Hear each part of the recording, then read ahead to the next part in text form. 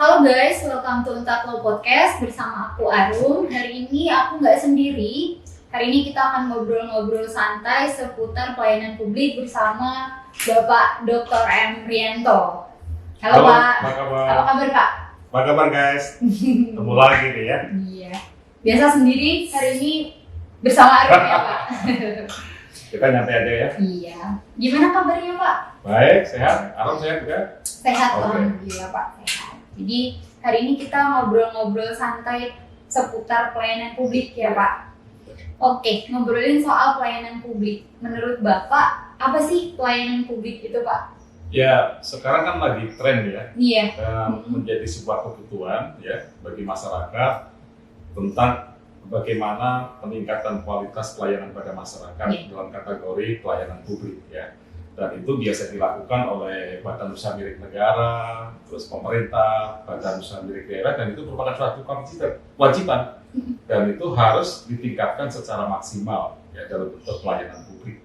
Nah, ini banyak sekali ya dalam bentuk jasa pelayanan dan dalam bentuk jasa pelayanan administratif dan lain-lainnya. Itu sangat komplikated dan tentunya sekarang ya dengan adanya sebuah undang-undang atau perangkat hukum perlu diatur. Perlu didorong peningkatan pelayanan publik pada masyarakat. Supaya apa? Supaya masyarakat nyaman, ya masyarakat dengan adanya pelayanan publik yang berkualitas, masyarakat betul-betul tidak merasa ada hambatan ya dalam proses pelayanan. Sedangkan instrumen hukum pelayanan publik itu sendiri ada bermacam-macam sebenarnya, terutama Undang-Undang Nomor 25 Tahun 2009 tentang pelayanan publik ya.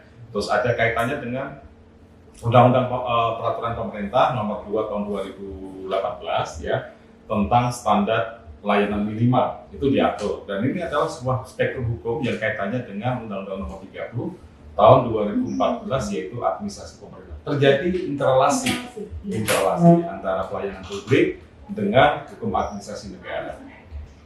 Apalagi yang ditanyakan? Oke. Mungkin untuk administrasi sendiri itu kan ada banyak ya Pak. Di sini kita ngomongin administrasi publik. Ngomongin soal administrasi pemerintahan nih Pak, mungkin asas-asas dari administrasinya itu. Jadi pelayanan publik itu salah satu bagian dari kepentingan administrasi pemerintahan dan itu diwajibkan.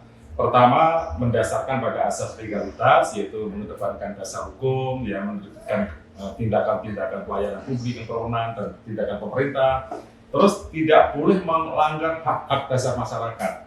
Satu, kepastian hukum, ya, karena semua peraturan perundangan yang berkaitan dengan pelayanan publik ya, dan asas-asas pemerintahan ini harus didasarkan sebagai satu bentuk peraturan hukum ya atau perundang-undangan supaya ada kepastian hukum, ada kemanfaatan hukum, ya, ada ketidakperpihakan, netralitas, jadi tidak ada istilah pelayanan publik yang ideal itu ada keperpihakan. Memunculkan KKN tidak boleh dengan itu dijamin.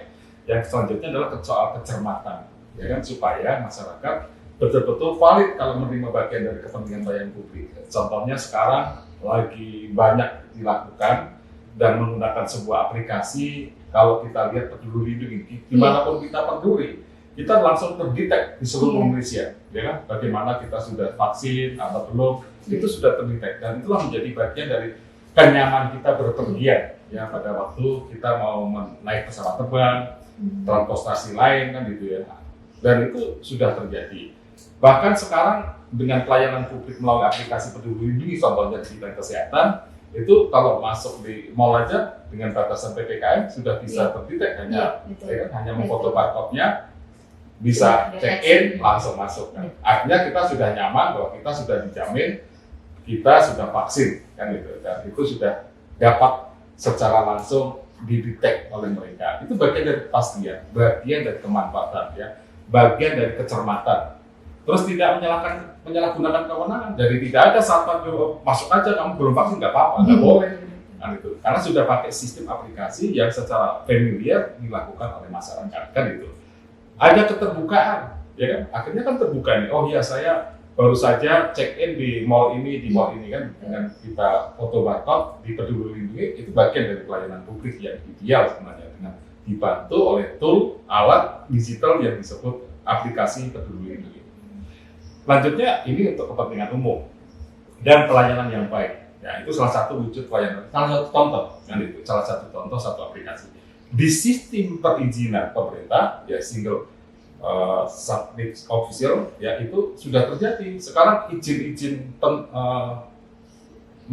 meminta izin segala hal itu sekarang tidak secara manual, tapi sudah sistem online.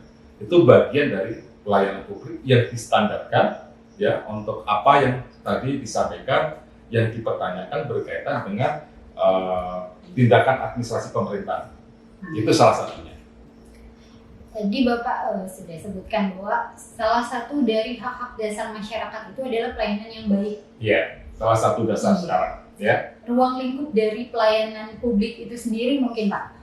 Ya, ruang lingkupnya banyak sih ya, tentang pelayanan administratif, terus pelayanan kesehatan, terus pelayanan perizinan, dan lain itu ruang lingkup yang harus dijagai, yang harus memenuhi standar pelayanan pemerintah yang baik tadi, kan itu dengan beberapa asas tadi kan itu adalah kemanfaatan, keterbukaan, transparansi, dan percepatan pelayanan. Itu salah satu yang diatur di dalam Undang-Undang Nomor 25 Tahun 2009 tentang pelayanan publik. Yaitu apa? Kegiatan atau rangkaian kegiatan dalam rangka pemenuhan kebutuhan pelayanan sesuai dengan peraturan perundangan. Dan setiap warga negara penduduk atau barang dan jasa atau pelayanan administrasi yang disediakan yang penyelenggaraan pelayanan publik oleh pemerintah, oleh badan usaha negara dan lain-lain. Apalagi? Jadi kalau pelayanan publik itu pastinya ada beberapa prinsip-prinsip Pak. Mungkin boleh prinsip-prinsip. Saya jelaskan ya bahwa prinsip-prinsip pelayanan publik adalah tadi sudah saya sampaikan. Jelas kepastian hukum dengan perundang-undangan menjamin terselenggaranya pelayanan publik dengan baik karena harus diatur di undang-undangan, harus diperintahkan secara imperatif, harus diundangkan dan diperintahkan oleh sebuah peraturan perundangan dan masyarakat terjamin, ya kan. Kedua adalah keterbukaan.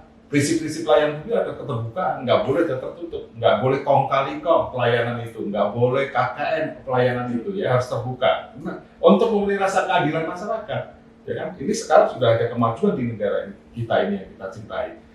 Semua diatur dengan prinsip-prinsip itu. Selanjutnya adalah akuntabilitas.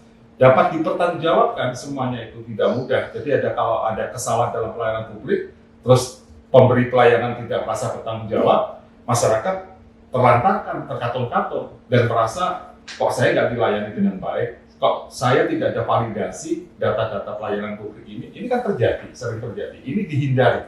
Nah, yang selanjutnya adalah kepentingan umum. Tidak boleh mengutamakan ya kepentingan pribadi. Tadi saya katakan keterbukaan itu juga kaitannya dengan kepentingan umum. Jadi tidak boleh mengutamakan kepentingan pribadi atau golongan. Tidak boleh kong-kali-kong. Makanya kalau kita mau mall, kita belum vaksin, terus kita temannya satpam, nggak boleh loh. Ya, satpam juga nggak boleh melayani begitu. Ini salah satu perusahaan swasta. Tapi di pelayanan publik badan usaha milik negara dan pemerintah itu harus, nggak boleh menghindar dari prinsip-prinsip itu. Selanjutnya adalah profesionalisme, jelas karena kalau semua sistem ini secara aplikatif ya didukung dengan sistem IT dan by digital pasti harus profesional dong, kan gitu ya. Nah sekarang sudah mulai berkembang di Indonesia ini, semua pelayanan publik di berbagai sektor itu sudah memakai sistem aplikasi dan kesamaan hak, tidak diskriminatif. Lah kegunaan sistem ini tidak diskriminatif karena apa? Timetable-nya, rencana dia proses pelayanan publik, termasuk contohnya meminta perizinan, ya Rum ya, itu tidak ada batasan percepatan antara satu dengan yang lain. Semua sama. Kalau one day service ya one day service. Kalau 3 hari ya 3 hari. Dan itu harus dengan sistem apa? Dengan dibantu sistem aplikasi IT supaya semua merasa sistem ini berjalan. Dan kalau sistem aplikasi IT kan nggak mungkin ada diskriminasi. Dan begitu kalau dulu kan manual melalui jasa seseorang, akhirnya yang satu dipercepat, yang satu diperhambat. Segala aspek perizinan itu salah satu contoh bagian dari pelayanan publik. Selanjutnya adalah keseimbangan hak dan kewajiban. Ya tentunya dengan sistem pelayanan publik yang sekarang diperintahkan oleh undang-undang itu dijamin keseimbangan dan hak dan kewajiban antara yang memberikan pelayanan, antara yang dilayani, antara penyedia jasa pelayanan dari pemerintah oleh warga masyarakat. Itu harus ada keseimbangan. Hak dan kewajiban sama-sama dilaksanakan. Itulah yang sekarang didorong ya didorong, dan bahkan bagaimana semaksimal mungkin pelayanan publik itu betul-betul menjamin bahwa masyarakat itu nyaman, masyarakat itu merasa adil, ya masyarakat itu merasa cepat dilayani dalam proses perizinan dan lain-lainnya, dan pelayanan publik berkaitan dengan semua aspek, kan itu bisa terjamin. Apalagi jadi ada banyak banget prinsip-prinsip pelayanan publik. Iya banyak, ya. Dan itu tidak boleh diabaikan karena itu perintah undang-undang. Jadi pastinya dibutuhkan struktur tatanan organisasi yang baik juga ya Pak. Iya. Ngomongin struktur tatanan organisasi, untuk reformasi birokrasinya itu mungkin Pak seperti apa? Jadi memang sekarang sudah menjadi satu tuntutan ya. Kita semakin negara ini semakin modern, semakin berkembang, pengembangan teknologi juga semakin meningkat ya. Terjadi growth permintaan masyarakat terhadap pelayanan publik yang sangat ideal, maka perlu ada reformasi birokrasi dan merupakan salah satu upaya pemerintah untuk mencapai good governance ya, dengan melakukan pembaruan dan perubahan mendasar terhadap sistem penyelenggaraan pemerintahan, terutama menyangkut aspek kelembagaan organisasi. Jadi semua itu membawa implikasi terlikwid fungsi pelayanan itu. Kalau dulu kan banyak orang yang ngurusin, akhirnya terjadilah diskriminatif, akhirnya terjadi ketidakadilan ya, akhirnya terjadi keperpihakan. Ini nggak terjadi. Sekarang mungkin memakai sistem digital dan adil dan aplikasi pengembangan teknologi di kemajuan zaman ini semakin terpenuhi, dan itulah mendorong reformasi birokrasi. Tujuan reformasi birokrasi itu adalah untuk menciptakan ya, birokrasi pemerintahan yang profesional, pasti ini sebuah tuntutan, dengan karakteristik berintegritas, ya, berkinerja tinggi, bebas dan bersih dari KKN, itu pasti, dan itu harus secara ideal dilaksanakan karena itu sudah menjadi komitmen bangsa ini dan sudah menjadi bagian perintah sebuah peraturan perundangan yang perlu. Oke. Udah banyak banget yang disampaikan sama Pak Irin tadi ya Pak. Ya. Banyak informasi yang bisa diambil di sini. Mungkin untuk closing statement-nya Pak. Yang jelas pelayanan publik itu harus dijagain, dan implementasi undang-undang, kontrol terhadap implementasi pelayanan publik yang baik itu harus dilakukan, termasuk menyertakan lembaga ombudsman yang mengawasi pelayanan publik. Ya, itu sekarang secara terbuka harus dilakukan. Dan sekarang mau tidak mau dengan kemajuan teknologi sistem IT ya, dan by digital, mau tidak mau sekarang masyarakat sangat familiar terhadap kepentingan pelayanan publik bagi mereka di bidang kesehatan, di bidang perizinan, dan di segala aspek. Ya, itu sekarang terjadi di Indonesia. Ini adalah satu harapan yang sangat baik ke depan, dan saya pikir ini harus dijagain supaya betul-betul dapat dilaksanakan dengan baik. Oke, mungkin untuk podcast hari ini sekian dulu ya Pak. Thank you guys for watching. Jangan lupa like, subscribe. Ya. Bye. Makasih Aro. Sama-sama Pak.